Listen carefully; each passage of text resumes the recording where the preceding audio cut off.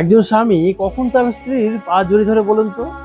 কইকেয়ী যখন রাজা দশরথের কাছে দুটো বর চেয়েছিল, যে রামকে বনবাসে পাঠাতে হবে আর ভরতকে সিংহাসনে পাঠাতে হবে। এ কথা শুনে রাজা দশরথ প্রথমে অজ্ঞান হয়ে গেছিলেন। জ্ঞান ফিরতেই রাজা দশরথ কইকেয়ীকে বোঝালেন, রাম তোমাকে মায়ের মতন দেখে, তুমিও তাকে পুত্রের মতন স্নেহ করো। রাম ভরতকে ভাইয়ের মতন দেখে। রাম ন্যায় নিষ্ঠা ধর্মের প্রতীক, তুমি সেই রামকে বনবাসে পাঠাতে চাইছো? তুমি এরকমটা কেন করছো? রাম তোমার কি ক্ষতি করেছিল? আমি তোমার কি ক্ষতি করেছি? কেন তুমি আমাদের সাথে এরকমটা করছো?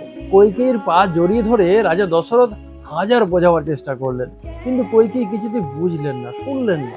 কি করে শুনবে বলুন তো? কি করে বুঝবে?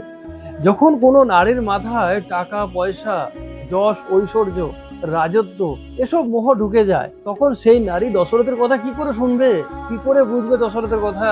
তখন তার সামনে দাঁড়িয়ে থাকা দেবতুল্য সন্তান রামকেও সে চিনতে পারে না, কেননা তার বুদ্ধিকে মোহ মায়ায় ঘিরে ফেলেছে, নষ্ট করে ফেলেছে। ভালো থাকবেন সবাই।